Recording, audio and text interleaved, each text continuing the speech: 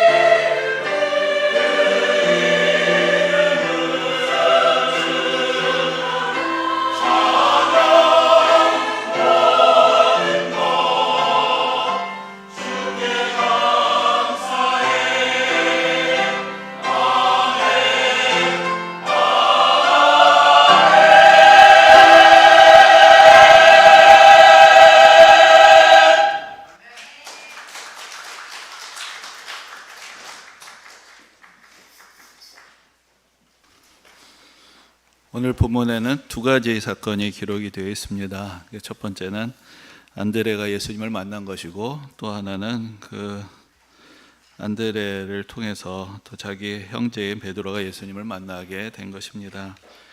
본래 이제 안드레는 세례 요한의 제자였습니다.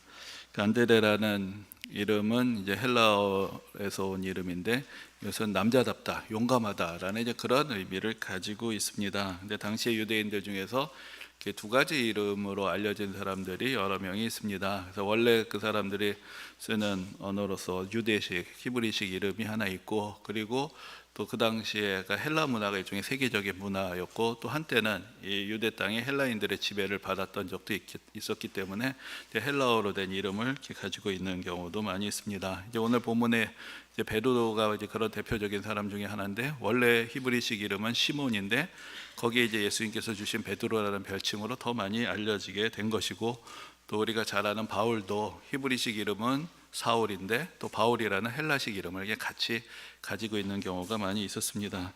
근데 이제 예수님의 그 12 제자들을 한정해서 보면은 이제 그 중에서 이렇게 헬라식 이름으로만 알려진 사람은 딱 2명밖에 없습니다. 이게 안드레하고 빌립인데, 대개는 히브리식 이름이 있고 또 헬라식 이름이 더해지는 것인데, 이 안드레라는 사람이, 안드레라는 말은 헬라어에서 온 이름, 이 한 가지로만 알려지고 있습니다. 그것을 보면은 이 안드레라는 사람이 제법 어떤 세계 문화, 또 그 당시 헬라 문화에 익숙하고 또 헬라어도 또 잘 할 수 있는 그런 사람이었을 것이다라는 생각을 하게 됩니다. 만약에 제가 여러분에게 제 이름을 소개할 때 제 이름은 존 킴입니다, 뭐 이렇게 얘기를 했다면 쟤 좀 뭐야? 뭐 좀 미국물 좀 먹었나? 뭐 이런 생각을 하겠죠.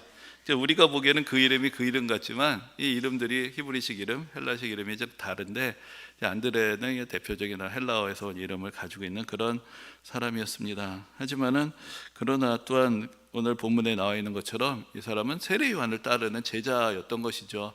그리고 오늘 이제 예수님을 만나고 나서 우리가 메시아를 만났다라는 이야기를 하는 것을 보면은 이 사람은 그러면서도 구약 성경에 대한 깊은 이해를 가지고 있었고, 구약 성경에서 앞으로 장차 우리의 죄에서 우리를 건지시고 이 세상을 구원하실 메시아가 오실 것이다, 거기에 대한 믿음과 기대감을 가지고 있었던 사람인 것을 알 수가 있습니다. 그러니까 이제 그런 믿음과 기대를 갖고 있는 일종의 구도자적인 삶을 살고 있었는데, 세례 요한이 어느 날 나타난 것이죠. 세례 요한이 나타나서 회개를 선포하고 죄사함의 세례를 주니까 이 사람이 바로 메시아인가 보다, 이제 그런 관심이 생겼을 것입니다. 그래서 이제 안드레는 먼저 이제 세례 요한을 따라갔습니다. 그런데 이제 어느 날 그 세례 요한에게 예수님이 또 찾아오시죠. 그리고 예수님을 가리켜서 세례 요한이 세상 죄를 지고 가는 하나님의 어린 양이시다, 바로 저분이 하나님의 어린 양이시다 라고 이야기를 할 때, 구약 성경을 깊이 이해하고 있던 안드레는 그것을 바로 알아들은 것입니다. 저분이 바로 우리를 속죄하기 위해서 오시는 분이시구나, 우리의 죄에서 우리를 구원하시기 위해서 오신 분이 바로 저분이시구나. 이제 그것을 깨닫게 됐을 때 어떤 면에서는 참 단호하게 그는 세례 요한의 곁을 떠나서 이제 예수님을 찾아가는 이제 그런 모습을 보여줍니다. 근데 오늘 본문에 보면은 두 사람이, 세례 요한의 제자 중에서 두 사람이 예수님을 찾아갔다라고 되어 있는데, 이 안드레는 이름이 기록이 되어 있고 또 한 사람의 이름은 기록이 되어 있지 않습니다. 그래서 이제 되게 많은 학자들이 생각할 때 여기 이름이 기록되어 있지 않은 또 한 사람이 바로 이 요한복음을 기록한 요한이었을 것이다 라고 그렇게 생각을 합니다. 그러니까 안드레하고 요한은 이름이 같아서 좀 헷갈리긴 하지만 이제 세례 요한의 제자였다가 이제 다시 예수님의 제자가 된 이제 그런 사람들이었던 것입니다. 그러니까 이들은 바로 세례 요한이 메시아라고 생각하고 세례 요한을 쫓아갔지만, 세례 요한은 사실은 예수님이 오시는 길을 예비하는 사람이었고, 그래서 세례 요한을 먼저 만나고 이제 예수님께로 나아갔던 그런 사람들이었다고 할 수가 있습니다. 근데 이제 요한과 이 안드레가 이제 예수님을 찾아갑니다. 그러니까 예수님께서 물으십니다. 너희가 무엇을 구하느냐? 그런데 이때 이 사람들이 좀 이상한 질문을 합니다. 오늘 본문에 기록되는 것은 라삐어 어디 계시오니까, 다른 어떤 표적, 당신이 메시아가 맞습니까? 메시아가 되시는 표적을 보여줄 수 있습니까? 이게 아니라 어디에 거하고 계십니까? 라는 것을 질문했던 것입니다. 왜 이런 질문을 했을까? 저는 좀 그런 생각이 들기도 합니다. 그들이 먼저 세례 요한을 찾아갔죠. 근데 예수님을 따라가게 된 것입니다. 어쩌면 그들이 처음에 세례 요한이 권위 있게 하나님의 말씀을 선포하고 회개를 촉구하고 하는 모습을 보고 감동을 받아서 요한을 따라갔는데, 요한과 함께 살다 보니까 또 뭔가 또 자기들에게도 실망스러운 모습들이 있었을지도 모르겠습니다. 그러니까 이제 또 다른 메시아, 어떤 세례 요한이 예수님을 가리킬 때 예수님께 나아가서 그들이 궁금했던 것은 이분의 어떤 메시아로서의 삶의 현장, 그들이 가까이서 볼 수 있는 지금 삶의 모습이 어떠하신지 사실은 그것을 먼저 보고 싶어 했을지도 모르겠습니다. 그때 예수님께서는 기꺼이 와 보라 라고 말씀을 하시고 예수님께서 거하시는 곳으로 그들을 데리고 가십니다. 과연 예수님이 묵으시던 곳이 어떠한 곳이었을까? 사실 성경에 구체적으로 나와 있지는 않습니다. 그런데 예수님께서 이제 이런 이야기를 하신 적이 있습니다. 여우도 굴이 있고 공중의 새도 집이 있으되 인자는 머리 둘 곳이 없도다. 그러니까 예수님께서 거하신 곳이 이렇게 번듯한 집이었을 것 같지는 않습니다. 어쩌면 그저 비를 피할 수 있는 매우 험한 곳이었을 수도 있습니다. 근데 이제 오늘 본문에 보면 이 두 제자들, 이 세례 요한의 제자였다가 예수님을 따라온 이 두 사람이 예수님을 만난 것이 10시였다라고 되어 있습니다. 근데 이 10시는 우리의 시간하고는 좀 다르고 성경에서 사용되는 시간은 아침 6시부터 저녁 6시를 12로 나눈 것입니다. 그러니까 우리가 생각하는 시간하고는 6시간이 차이가 있는 것이죠. 그러니까 10시라고 한다면 오후 4시쯤 되는 시간이 됩니다. 그리고 나서 이제 그날 그곳에서 예수님과 함께 거했다라는 얘기는 이제 저녁 때쯤 만났고 같이 식사를 하셨고 그날 밤을 예수님과 함께 보냈다라는 그런 의미가 될 것입니다. 과연 그날 밤에 어떤 일이 있었는지 그것도 성경은 우리에게 알려주질 않습니다. 근데 한 가지 알 수 있는 것은 그리고 나서 안드레는 베드로를 만나서는 내가 메시아를 만났다라고 확신하게 전할 수가 있었던 것이죠. 과연 어떤 일이 있었기 때문에 그렇게 그 안드레는 예수님이 바로 메시아시다라고 이야기를 할 수가 있었을까? 우리가 좀 더 상상을 해볼 수 있을 것입니다. 이제 예수님의 소박한 거처를 가서 보고 아니 그 위대한 메시아가 이렇게 소박한 삶을 사시는구나. 그것이 그들에게 있어서 놀라움이 되었을 수도 있을 것이고 이제 저녁의 기온이 떨어질 때 예수님께서 숯불을 피우시고 따뜻하게 하신 후에 이제 예수님께서 준비하신 어떤 간단한 식사들을 같이 나눌 수가 있었을 것입니다. 과연 그날 예수님께서 무슨 가나에서 행하셨던 것처럼 물을 포도주로 만드시거나 떡 하나 갖고 배불리 먹는 오병이어의 기적 같은 걸 행하셨을까? 저는 그랬을 것 같지는 않습니다. 그보다도 예수님 곁에서 예수님과 함께 있음으로 느끼는 그런 어떤 사랑의 온기, 이분이 정말로 하나님의 아들이구나 라는 그런 마음의 감동이 그들로 하여금 또 특별히 안드레로 하여금 이분이 메시아라는 그런 확신을 갖게 한 것이 아니었겠습니까? 근데 제가 이렇게 생각할 수 있는 데는 이유가 있습니다.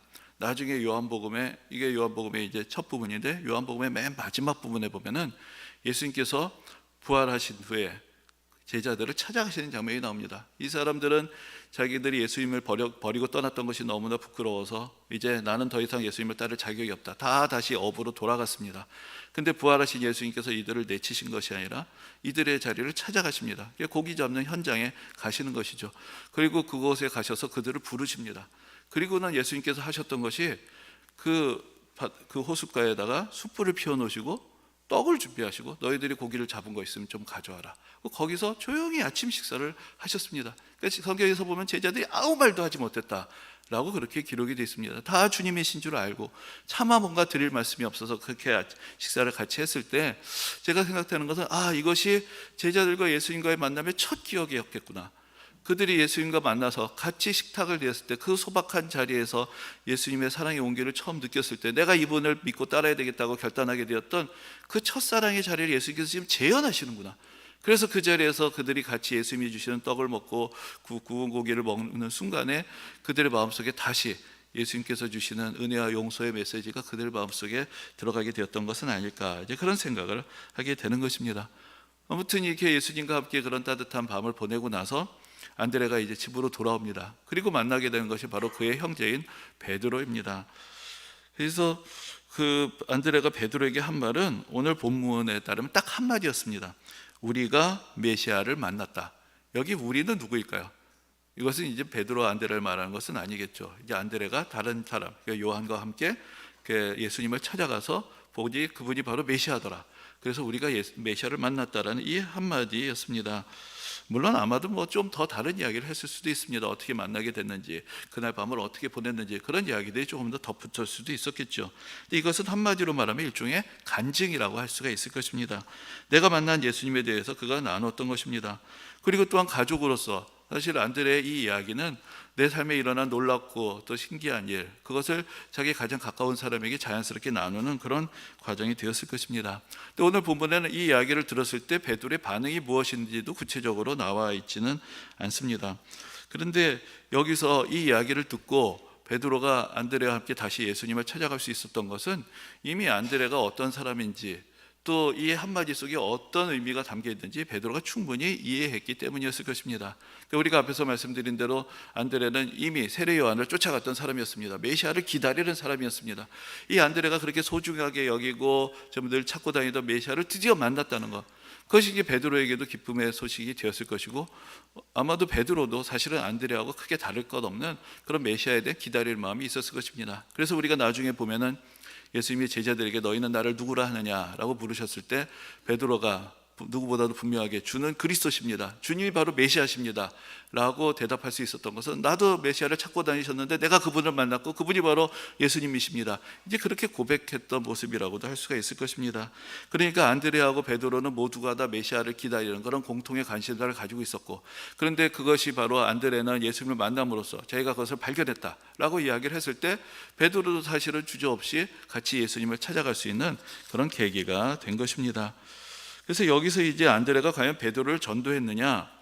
물론 베드로를 전도한 결과가 되었죠. 하지만 안드레에게 있어서 더 중요한 것은 내 삶에 일어난 놀라운 이야기를 전한 것이고, 또 그의 흥분한 모습, 그의 기쁨이 자연스럽게 베드로에게도 전달이 된 것입니다. 그래서 그들이 함께 예수님 앞에 나아가는 그런 베드로에게서도 큰 변화의 기대가 되었습니다. 그래서 이날 예수님께서 베드로를 만나시고는, 그때까지는 베드로는 시몬이라는 그 유대식 이름으로 불리고 있었는데 거기서 처음으로 이제 베드로라는 이름을 주십니다. 그래서 이 베드로라는 이름이 이제 돌이라는 뜻을 가지고 있고, 그래서 예수님께서는 아마도 베드로를 처음 보셨을 때 이 사람이 참 단단한 사람이다, 신실한 사람이다, 이 사람이 앞으로 교회의 주춧돌이 될 사람이다, 그것을 예수님께서 아시고 이미 축복의 말씀으로 베드로라는 이름을 또한 주셨을 것입니다. 근데 이제 이날이 베드로와 예수님의 첫 번째 만남의 시간은 되었지만은, 그러나 이날 베드로가 모든 것을 결정하고 그 예수님을 따라 나섰던 것은 아니었습니다. 그러니까 베드로에게는 또 다른 기회가 기다리고 있었던 것이죠. 여러분들 잘 아시는 대로 이러고 나서 사실 베드로는 또 뭐 안드레도 마찬가지지만 같이 다시 다 고기 잡으러 갑니다. 근데 고기 잡으러 갔던 그날 이제 예수님께서 찾아오시는 것이죠. 지난번에도 한번 말씀드렸는데 야고보와 요한과 안드레와 베드로는 다 같이 서로 함께 고기를 잡고 있었습니다. 근데 그날 예수님께서 그들이 고기 잡는 곳으로 가셔서는 하필이면은 베드로의 배에 올라타셨습니다. 그래서 예수님을 찾아오는 사람들을 보시면서 말씀을 전하시니까 베드로는 꼼짝 못하고 집에도 못 가고 그 예수님의 말씀을 옆에서 들었어야 했던 것이죠. 근데 그 말씀을 들으면서 감동을 느낍니다. 뜨거워짐을 느낍니다. 자기는 지난번 밤새도록 수고하고 정말 피곤했겠지만, 그러나 그 예수님의 말씀을 들을 때, 또 예수님이 이제 다시 깊은 데 가서 구문을 내리라고 다시 말씀하실 때 그 말씀에 순종하고 싶은 마음이 생겼고, 그때 큰 고기를 잡게 되는 그 일을 경험하면서 이제 베드로는 나는 죄인입니다, 예수님에 엎드리고 예수님께서는 그를 나를 따르라고 부르시는 그런 결정적인 제자담의 부르심의 자리가 그 다음에 또한 예비되어 있었던 것입니다. 그러니까 한 사람이 전적으로 회심하고 예수님을 따르기까지 사실은 과정이 있고 또 하나하나의 단계들이 있었던 것, 그것도 우리가 말씀 가운데서 볼 수가 있습니다. 근데 이제 이 다음부터 이제 어떻게 되었느냐? 여러분들 다 우리가 그렇게 느끼지만 안드레 하면 누구라고 생각이 되느냐?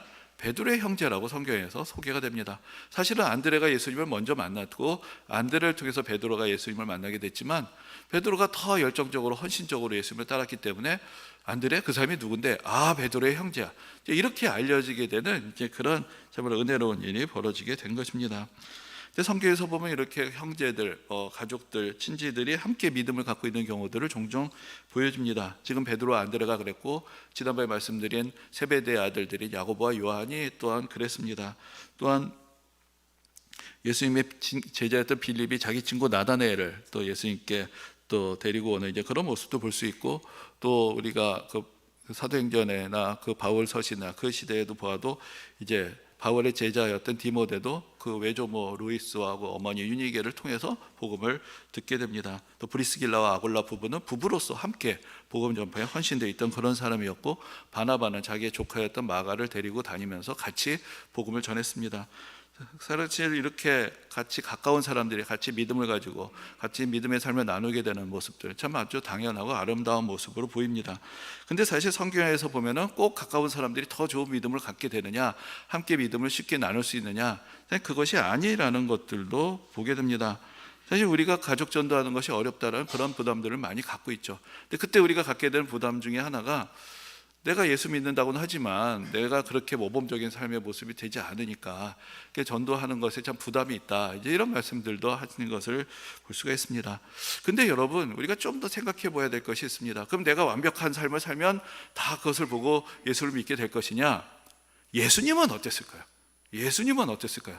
근데 성경에 보면 예수님의 형제들도 처음에는 예수님을 믿지 않았다라고 그렇게 되어 있습니다. 예수님과 같이 자라났는데 우리 같으면 예수님 곁에서 그렇게 살았으면 그냥 야, 이분이시구나 하고 감격을 했을 수도 있는데, 예수님의 형제들이 오히려 예수님이 이제 공생애를 시작하시면서 하나님의 말씀을 전하실 때 미쳤다라고 생각을 했습니다.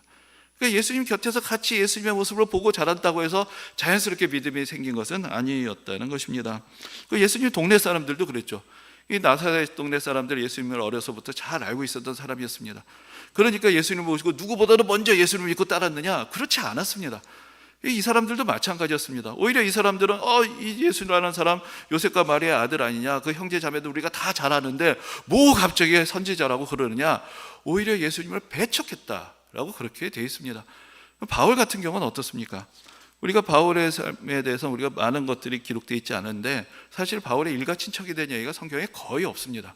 근데 바울에게는 여러 동역자들이 있었습니다. 헌신적으로 바울과 함께 복음을 전하던 사람들이 있었는데 바울의 가까운 가족 중에서 바울이 자기의 동역자라고 소개하는 사람이 없습니다. 어쩌면 바울 같은 경우에도 원래 정말 열정적인 유대교 신자고 바리새인이었는데 어느 날 갑자기 예수를 만나고 변화했죠. 그러니까 바울이 바리새인인 것, 그 유대교 학자라는 것을 자랑스러워하던 가족들에게 있어서 바울은 오히려 변절자, 배신자처럼 느껴졌을 수도 있고, 그래서 사실 바울의 이야기, 바울의 서신 가운데 가족의 이야기들이 거의 등장하지 않는 것을 보게 됩니다. 오히려 로마서에 보면 이런 이야기를 하죠. 내 고륙의 친척들, 형제들을 위해서, 그들의 구원을 위해서라면 내가 오히려 예수 그리스도에게서 끊어질지라도 내가 바란다. 그래서 그만큼 그에게도 간절한 마음이 있었고 그 위대한 바울이었고 수많은 사람들에게 복음을 전했지만 정작 가장 가까운 친족들에게 복음을 전한다는 것, 그들이 예수 믿고 돌아오게 된다는 것은 그에게도 큰 기도 제목이었지만, 큰 소망이었지만 쉽게 이루어질 수 있는 일이 아니었다. 이제 그것을 우리가 어떤 말씀 가운데서도 보게 되는 것입니다.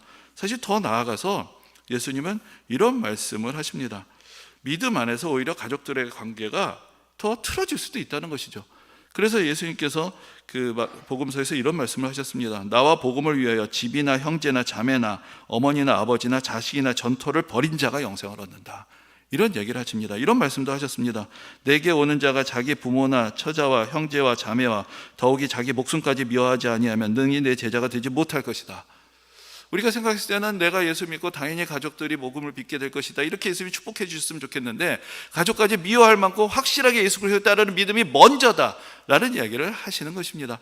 거기서 전적으로 예수 그리스도가 나에게 얼마나 소중한가, 예수 그리스도에서 모든 것을 걸 수 있는 그 사람에게 하나님께서 다른 은혜를 더하시는 것이다. 이제 그것을 예수님께서 또한 분명하게 말씀을 하셨고, 때로는 그런 믿음의 길에서 가족들과 갈등을 빚게 되는 경우들까지도 감내하는 믿음의 길을 가야 된다. 그것을 오히려 예수님께서는 예수님을 따르는 사람들에게 요구하셨던 것입니다. 근데 사실 요즘 많은 경우에 서로가 이제 쿨하게 터치를 안 하고, 그래서 서로가 서로의 간섭을 받지 않고, 그래서 나도 예수 믿는 거에 대해서 별로 가족들에게 말 듣지 않지만, 그렇기 때문에 이 평화의 서약 때문에 내가 예수 안 믿는 가족들에게 복음을 전할 수도 없는, 사실 그런 상황, 우리가 갈등을 회피하고 있고 내가 삶에 이렇게 중요한 것을 내가 발견했다는 것을 전하는 것을 우리가 주저하고 있을 때, 사실 그래서 우리가 전도의 기회들을 스스로 멀리하게 되는 그런 경우들도 보게 되는 것입니다. 사실 이렇게 그 전도를 가족들에게 전도한다는 것이 쉽지가 않습니다. 여러 가지 우리가 생각해야 되는 민감한 문제들이 많이 있습니다. 그럼 우리가 어떤 마음을 가지고 복음을 전하고 가족들을 주님 앞으로 인도해야 할 것인가, 거기에 대해서 좀 더 생각을 해보고자 합니다. 근데 여러분, 우리가 가족에게 복음을 전할 때에도 사실은 먼저 하나님의 구원에 있어서의 주권을 인정할 수 있어야 합니다.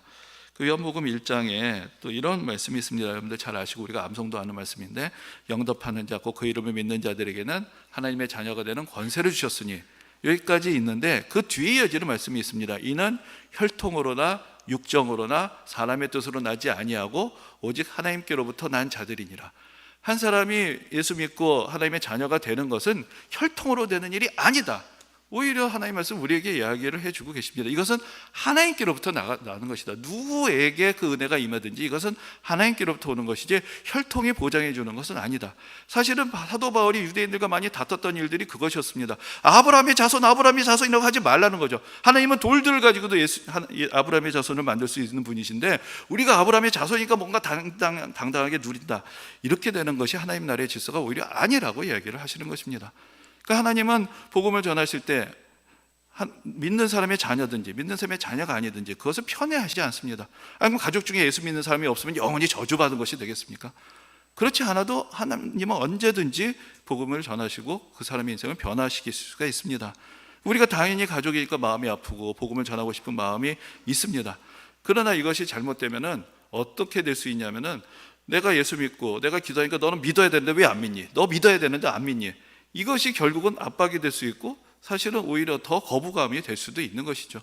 우리는 기도합니다. 그러나 하나님께 맡기고 하나님의 주권과 하나님의 때를 기다리는 것이지, 또 한편으로는 이런 일도 있는 것이죠. 내가 가족 전도도 못하는데 내가 무슨 전도를 하겠어? 뒤로 빠지게 됩니다. 그것도 아닌 것이요. 하나님께서 열어주시는 곳에서 열어주시는 사람에게 전도하는 것입니다.